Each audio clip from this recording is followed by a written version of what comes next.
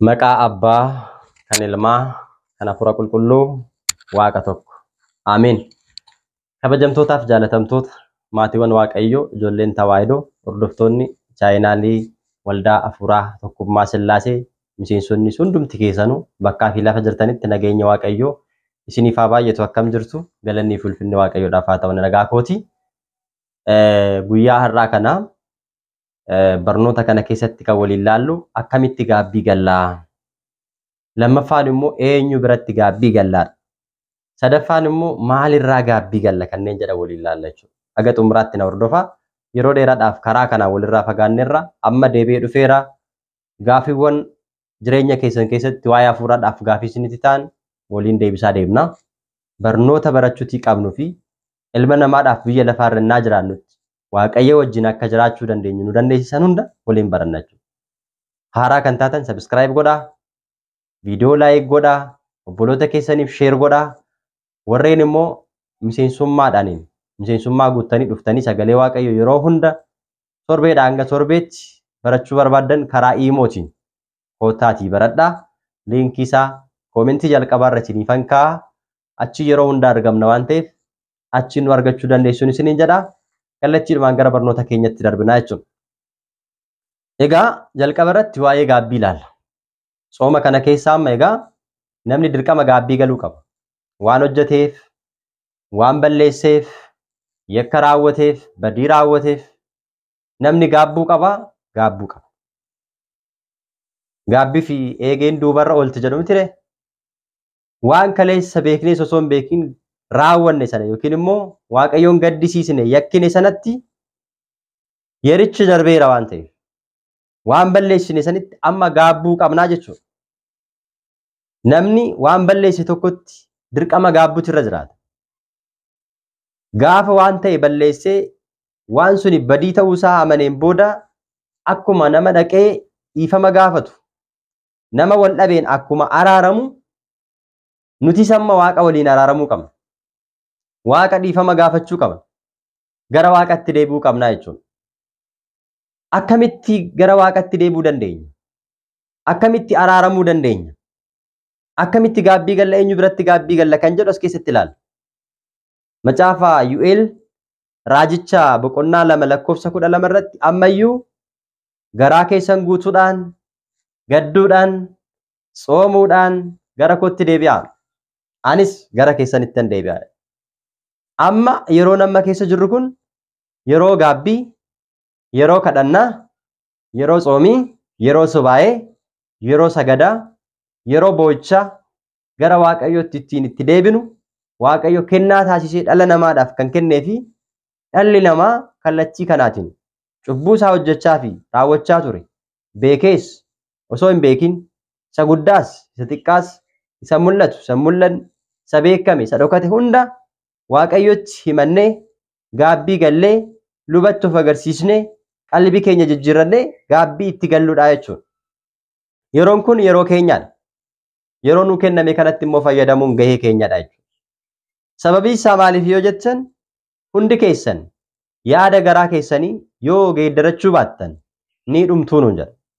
Dhumaatii jalaa bahuudhaaf, du'a jalaa bahuudhaaf dirqama gaabbii galuu qabnaa jechuudha. Wangeela Luqaas boqonnaa 13 irra jira jechi kun. Hundi keessanuu nuun jedha.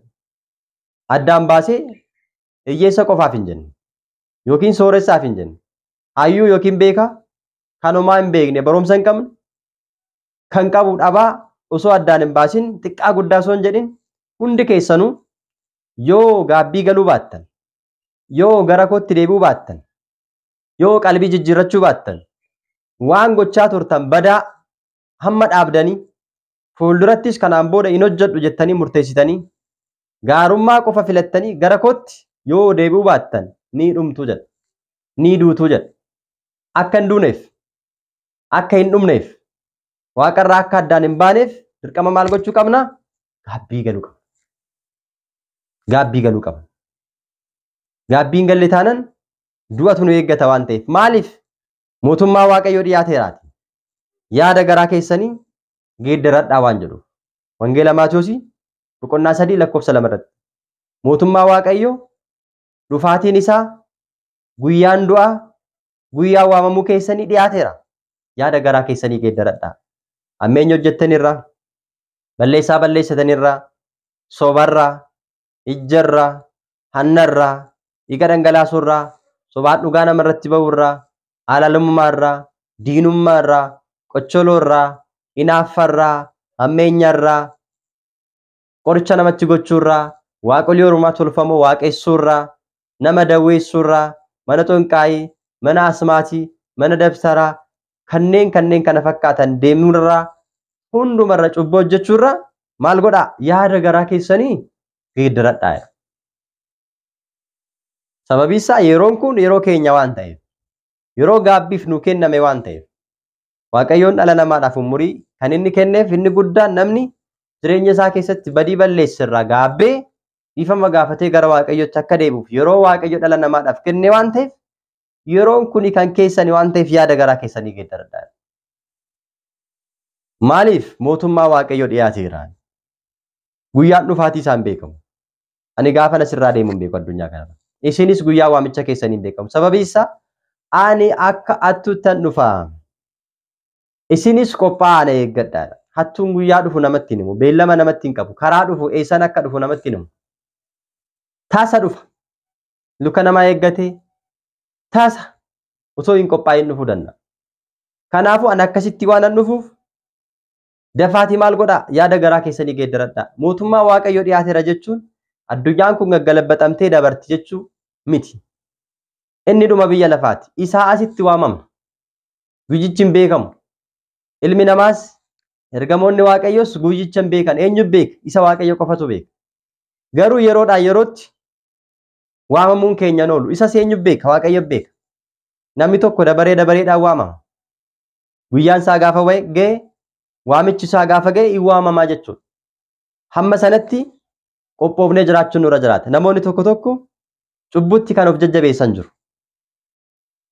Sagaagalummaa hojjechuudhaaf, cubbuu hojjechuudhaaf, hatuudhaaf yookiin sobuudhaaf tokko immoo darbanii daabiloos wajjin walii galanii amma biyya lafaarratti xiqqoo ishii qabeenya argadheetinan duroomeen gamoo ijaarradheetinan isaan booda gaabbii gala kan jedhan jiru jechuudha. Amma mana dabtaraa, mana xonqaayii deemanii matatiidhaan, salaabiidhaan qabeenya ofii isaanii kan hin taane kan namaa saamanii, kan namaa fudhatanii, gamoo ijaarratanii waan isaanii barbaachisu erga guuttatanii booddeen gaabbii galaa kan jedhan jiru. Gaabbii galeetinan gara Waaqatti deebi'aa. Isaan booda hiyyeessan nyaachisaa Waaqayyo naa dhiisaa jedhu. Kun abadan hin danda'amu. Kuni cubbutti of jajjabeessuudha. Yoo guyyaa sana osoo hin gahin Waaqayyo si waame hoo? Guyyaa waamicha Waaqayyoon beekamu. Guyyaa ati gaabbiin gala sooromeen duroomeen qabeenya godheen gaabbii gala jettu yoo si waame hoo? Har'a cubbuu hojjedheen har'a sagaagaleen boru gaabbii gala jettee nama soofis kan dogoggorsiisu yoo ta'e sa'aatii ati itti gaabbii galtu sana osoo hin gahin yooma yeroo sana si waame hoo? Yooma yeroo sana nu waame hoo jennee yaaduu qaba. Gaabbii jechuun kana. Yoo kana hin ta'in baay'ee rakkisa. Yoo yeroo sanatti na waame maalan godha? Maalan deebisa jennee yaaduu qaba.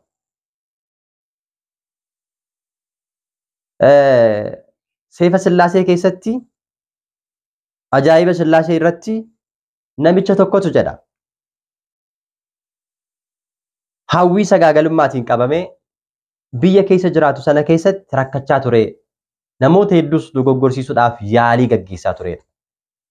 Kanarraa kan ka'e intalli mootii tokko dhageessitu atattamaan xalayaa barreessitee fi nama kanatti ergite. Maal jettee? Yaa obboleessa koo jaalatamaa, rakkoo ati ittiin rakkachaa fi dhiphachaa jirtu hunda isaa argeera. Dafiitii gara kootti kottu hawwii garaa keef waan ati barbaaddu hundaa siif raawwadhaa jettee barreessiteef. Namichi kunis kana barbaada waan ta'eef inumaatu intalittiin intala mootii waan taateef hawwii guddaadhaan fiigichaan dhaqee yaa obboleettii koo kabajamtuu fi bareedduu simbo qabeettii waamichaa naaf taasiste hundaaf sin galateeffadha. Ammaaf kan hin barbaadu ani hawwii foon kiyyaatiin qabamee waan hin jiruuf si wajjin ciisuu nan barbaada. Kanaafuu kan akkanaaf raawwattuu fi akkanaaf taasiftuun si gaafadha jedheen. Isheenis deebistee yaa obboleessa koo kabajamaaf jaalatamaa waamicha ani si taasiseef kanaaf miti. Akka ati hawwii foon keessaa baatee cubbuu kee irraatii deebitee gaabbii galtuufi malee si waliitiin waan badaa fi hamaa kana raawwachuudhaaf si waamne. Kanaafuu yaada garaa keetii akka geeddarattuu fi yaada garaa kee geeddaradhu jetteen gaafa kana maal obboleechi koo ati kanaaf na waamteesseen egaati yaada garaa kootii rakkoon qabu nan geeddaradha.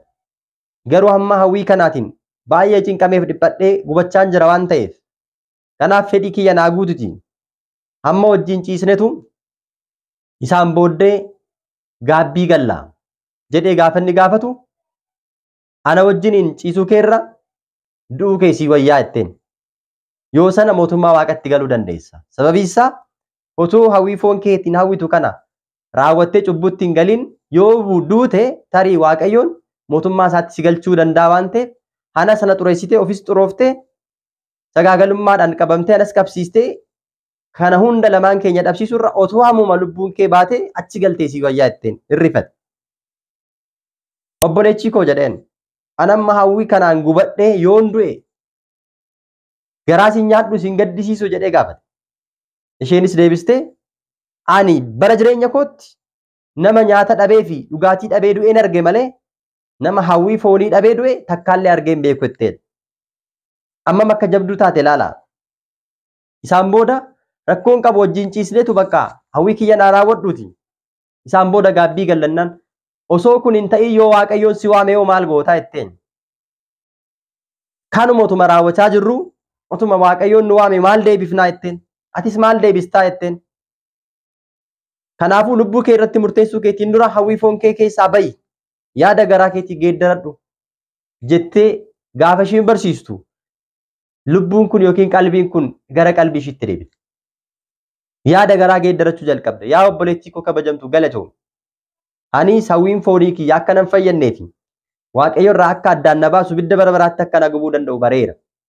Kanaafuu ammarraa jalqabee yaada garaa kootii geeddaradheera dhiiseera. Atis dhiifama naa godhi. Amantaa qabdutti immoo cimtee waan jirtuuf waaqayyoon naa kadhadhu. Akka inni naa dhiisuuf jedhi nagaa ta'e jedhee nagaa itti dhaammatee gara biyya aangootitti gara biyya isaatti deebi'e. Yeroo kana ergamoota dukkanaa kan ta'an seexanoonni karaa irratti eeganii saamtota fakkaatanii akka nama saamtutti isa dhaanii ajjeesanii lubbuu isaas keessaa fuudhanii deeman.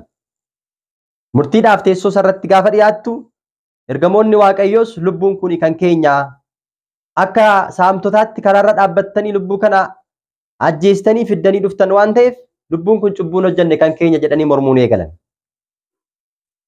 Murtii akka argatuuf fuula Sillaaseetti dhiyaattee jedha lubbuun kun.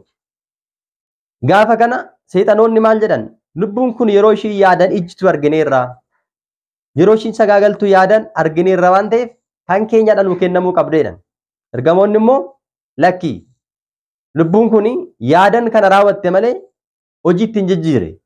Namni immoo yaada garaa isaa irraati cubbuu isaa irraa deebi'ee gaabbii galuu danda'a. Yaadan qofaan namatti hin murtaa'u waan ta'eef lubbuun kun fooshiitti haa deebitu jedhanii gaafa waaqayyoon kadhatan waaqayyos lubbuun kun fooshiitti akka deebitu taasisan. Namichi kunis bifa kanaatiin lubbuun isaa gara foon isaatti deebi'ee nagaadhaan akka jiraatu taasifame. Raajii Sillaaseen isaaf raawwate hunda ajaa'ibsiifachaa qalbii isaa jijjiirrate bara jireenya isaa guutuu zikrii yookiin immoo yaadannoo Sillaasee taasisaa nama gaarii ta'ee jiraachaa ture jedhee kaa'ee jira. Seefa Sillaasee irratti. Egaa nutis cubbuu keenyarraa yakka keenyarraa yaada garaa keenyaa geeddarachuudha malee boru akkana goona jennee gaabbiidhaaf beellamni hin qabamu.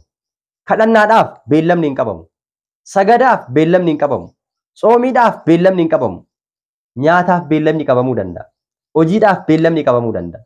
Kuni garuu waan beellama nama qabachiisuu hin dandeenye waan ariifachiisaa waan ta'eef ariifannee waan gochuu qabnu. Kanaaf cubbuu kaleessa raawwachaa turre keessaa bahuudhaaf hamma dafnee murteessinee maal gochuu qabna? Gaabbii galuu qabnaa jechuudha.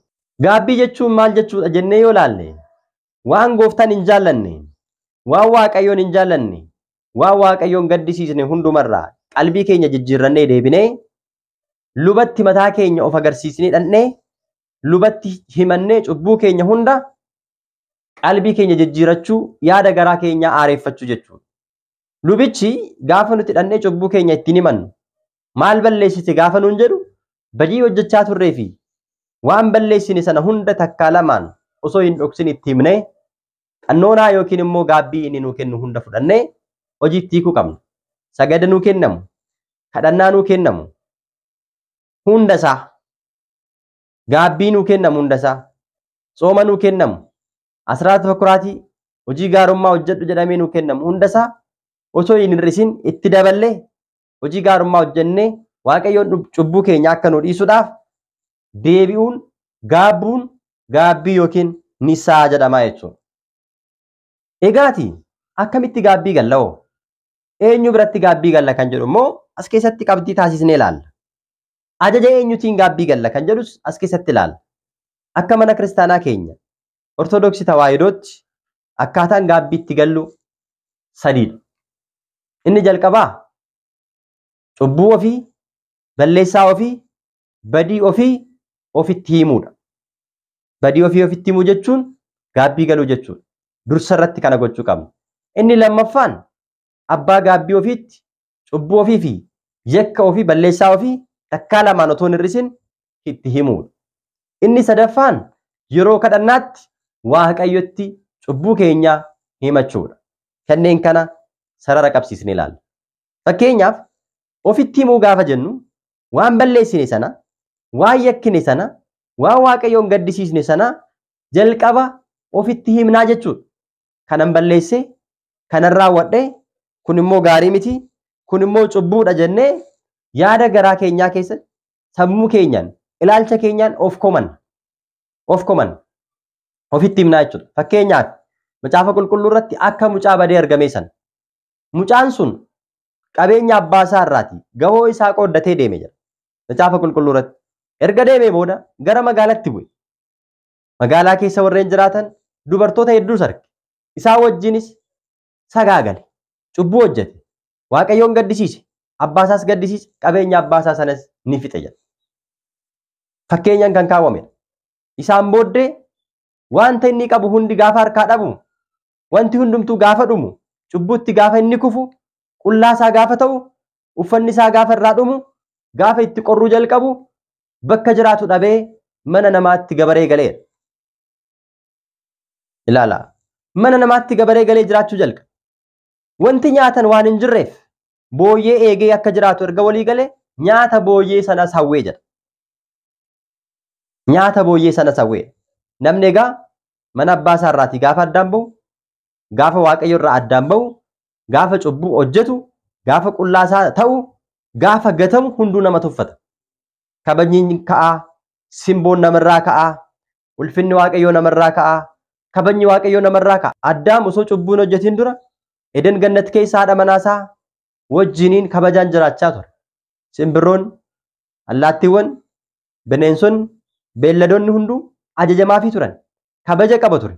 Waan nyaatu, waan dhugu hundisaaf dadhabbii malee achi keessa jira ture. Garuu ixa balasiin nyaatiin jedhamee abboomame. Nyaachuu isaatiin garuu qullaa isaa ta'e.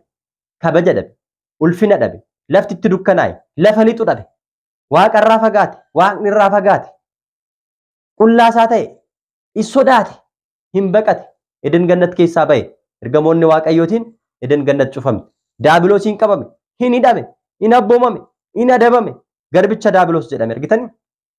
Waggaa 5,500 garbummaa jala jira. Mucaan badee argame jechuun Addaam jechuudha. Mucaan kunis egaa nyaata booyyee kajeele nyaachuus jalqabe jedha. Dhiphate jedha. Jireenya itti ta'uu dide akka dura mana abbaa isaa keessa jiru ta'uufii dide. Gabaree jira amma ganda bira jira akka barbaade isa godhu. Gaafa kana yaada garaa isaatti gaddeedha.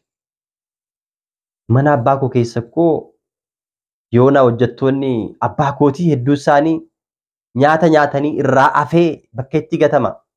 Ani immoo asitti waan nyaadhu waan dhugu dhabeen dararama. Ka'eetinan gara mana abbaa kootitti deebi'a. Abbaan koos dhiifamaa naaf ni godha.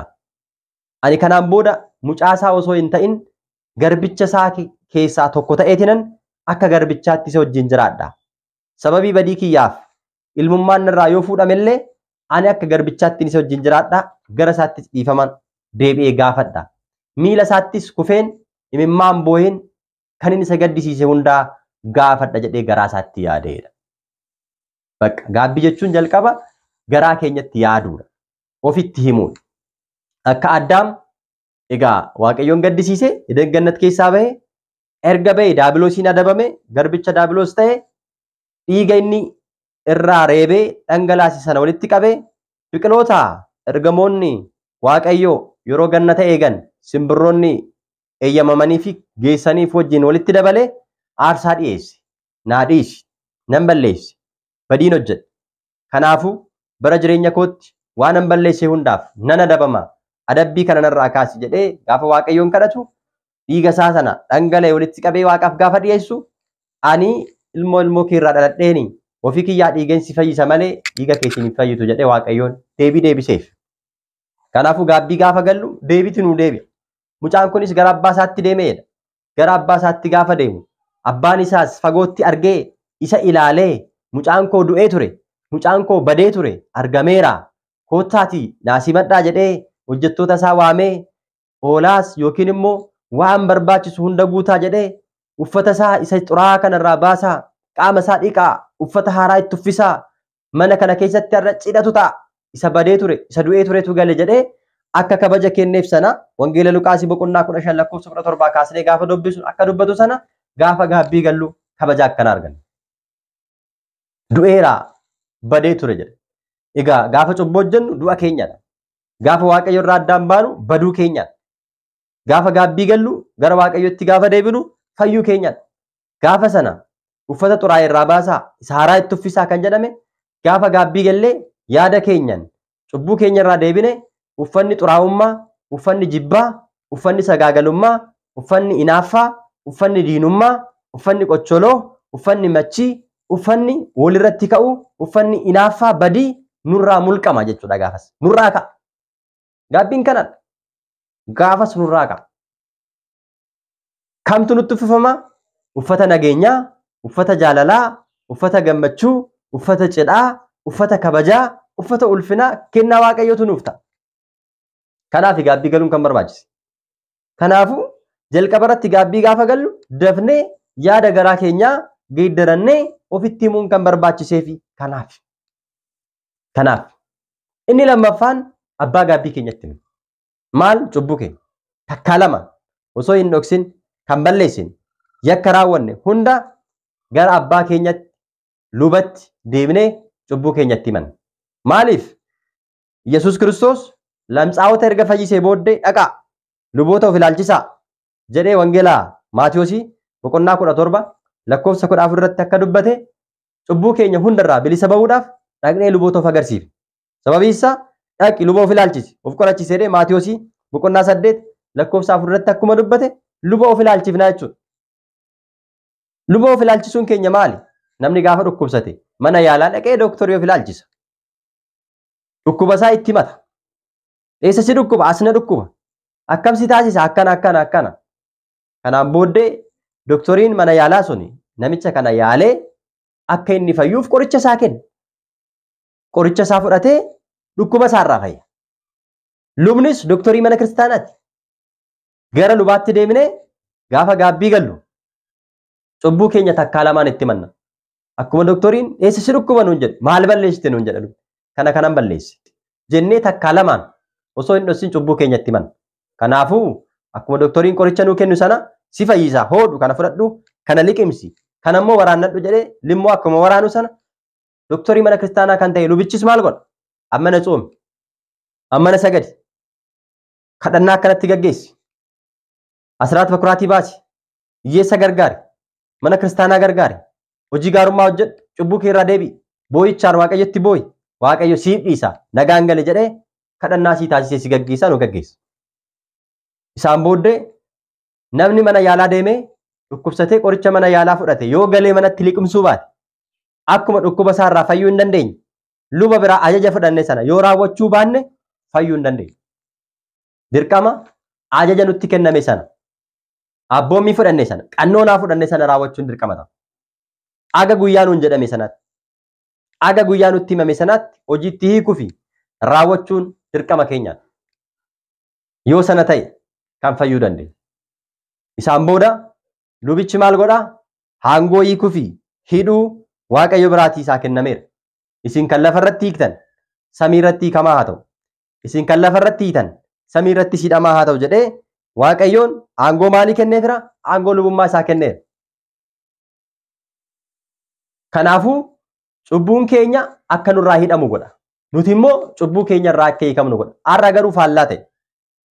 Har'a luboonni tokko tokko kaayyoo kana dagatanii maal godhu? Cubbuu namarraa silaatii kan isaan hidhuu qaban cubbuu namarraa hidhuu qabu turan. Seexana namarraa hidhuu qabu turan. Maqaa Waaqayyootiin. Har'a garuu nama hidhuu jammaran tokko tokko. Kaayyoo kana dagatanii dabtaraa kan namatti hojjetan, matatii kan namatti ergan, akka namni du'u, akka namni hin jiraan, akka namni boqonnaan arganne kan godhan namoonni akkasii baay'een jiru. Kan ammoo addaan baafachuun gahee keenya. Lubaaf garuu aangoon lubummaa hidhuu fi hiikuun kan kennameef ilma namaa cubbuu jalaa hiikaa. Ilma namaa maal jala? Cubbuu jalaa hiikaa. Daabiloos immoo hidhaa. Cubbuu hidhaa jedhameetu kennameef malee nama ittiin hidhaa jedhameen kenname. Kan isinii galuu qabu. Fannoon ittiin isaan baatan sun fannoo Kiristoos dhiiga isaa irratti dhangalaasedha. Daabiloos fannoo jalatti hidhame. Fannoo irra gaafa oolu Kiristoos. Kanaafuu cubbuu kana ittiin hidhaa. Daabiloosin ittiin hidhaa. Nama immoo ittiin fayyisaa. Namni ittiin fayyee waan ta'eef malee nama ittiin hidhuudhaaf hin kennamneef. Kaayyoo kana dagatanii kana kan taasisan hedduu isaanii jiru. Warreen akkasii immoo firee hojii isaanii irraatii ni beektu akkuma jedhe addaan baafannee ilaaluun irraa addaan bahuun barbaachisaadha. Aangoon lubummaa kan kennameef kanaaf jechuudha. Kanaaf furtuu mootummaa waaqaa isiniifan kenna jedhe Maatiyos 16:19 irratti kan dubbateef kanaaf dhannee lubatti himan. Abbootiin keenya kaleessas kanuma gochaa turan. Namni waaqa isaa irraa gaafa addaan bahe cubbuu hojjetee cubbuu isaa irraa deebi'ee lubatti himachuu qaba. Museen akkana jedhe Israa'elootaan. Dhiirri yookiin dubartiin Waaqayyoodhaaf amanamuu dhabuudhaan karuma namni cubbuu hojjetu tokkoon daba yoo hojjettan jedhe yakka isaanitti inni isheef cubbuu isaanii sana haa himatanii jedhe. Innis isheenis namni kamuu cubbuu isaa haa himatu jedhee seera lakkoofsaa boqonnaa 5 lakkoofsa 5 hanga 6tti kaa'eera. Namni kamuu dhiiras haa ta'u dubartii karaa kamiin iyyuu amanamuu dhabuudhaa kan ka'e cubbuu yoo hojjete yakka yoo raawwate yoo sagaagale balleessaa yoo raawwate badiisaa sanarraa akka deebi'uudhaaf tokko tokkootiin cubbuu isaa haa himatu jedhee kaa'eera. Cubbuu isaa yoo hin himanne akkuma doktoriin mana yaalaa gaafa deemne qoricha nu ajajuudhaaf waan nu dhukkubu nu gaafatu lubnis immoo maal balleessite jedhee gaafa nu gaafatu cubbuu keenya himachuun barbaachisaadha jechuudha. Sana yoo hin taane dhiifama cubbuu argachuu hin dandeenyu waan ta'eef. Akkuma sana qulqulluun Yohaannisis maal godhe?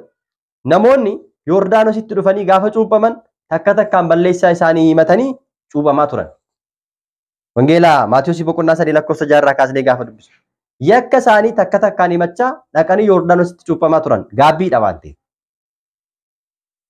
Otoo cubbuun namootaa hin himamu ta'e Heroodsi haadha manaa obboleessa isaa Filiiphoos Herodoodiyaa gaafa inni fuudhu kuni fuula Waaqayyoo fuulduratti cubbuudha dhiisi jedhee fuuldura isaa dhaabbatee mooticha fuuldura dhaabbatee hin mormu ture. Yohaannis maaliif morme? Cubbuu waan ta'eef. Cubbuudhaan mormuun dirqama waan ta'eef. Yaaqoob boqonnaa 4 lakkoofsa 7 irratti Daabiloos hin mormaa. Innis isin dhiisee baqataa. Waaqayyoodhaaf tole jedhaa kan jedheef kanaaf. Tole jennee Waaqayyoodhaaf seexanaan mormina, cubbuudhaan mormina waan ta'eef. Cubbuu hojjettaniittu fuula Waaqayyootti. Haadha manaa obboleessa keetii fuudhuuf siif hin ta'u. Kanaafuu kun yakka guddaadha Waaqayyo fuulduratti dhiisi jennaan inni sarara dhiisurra darbee morma Yohaannis hin mure jechuudha. Cubbuu irratti cubbuu hojjete waan ta'eef. Har'as hedduu isaanii cubbuun kiyya akkana jalaan baane jedhanii nama kan awwaalan jiru. Nama afaan kan qabachiisan jiru. Nama kan hiisisan jiru. Daba kan hojjetan, cubbuu kan hojjetan jiru. Kun gonkallee nama fuulduraa dhokachuu danda'a. Waaqayyo fuulduraa dhokachuu hin danda'u. Yohaannis dhoksuudhaaf jecha morma isaa irraa muranillee cubbuun isaanii bahuu hin dhiifne. Duuti isaanitti murtaa'uu hin dhiifne. Herodos du'a hin taane du'e. Kanaafuu du'a bara baraa jalaa ooluudhaaf cubbuu keenya irraa deebi'uun barbaachisaadha. Kanaaf deemnee luba bira deemnee cubbuu keenya takkaa lamaan kan itti himannuuf kanaaf. Inni sadaffaan cubbuu keenya Waaqayyotti himachuu. Akkaataan gaabbiitti galu. Cubbuu keenya Waaqayyotti himachuu jechuun luba bira deemnee cubbuu keenya itti himanneerra jalqaba. Jalqaba ofii keenya itti himneerra. Itti aansinee luba bira deemnee itti himneerra.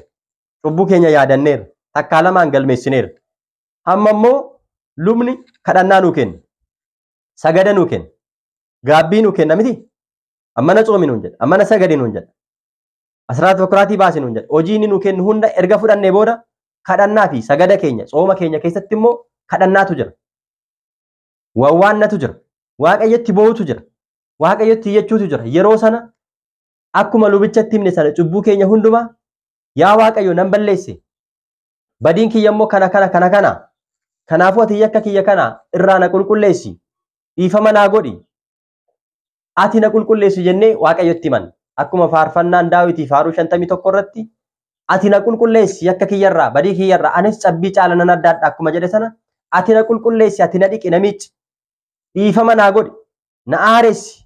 Cubbuu kanarraa deebi'ee akkan bara jireenya koo guutuu si faana jiraadhuuf sababa abbootii keenya qulqullootaaf jedhiitii natti araarami.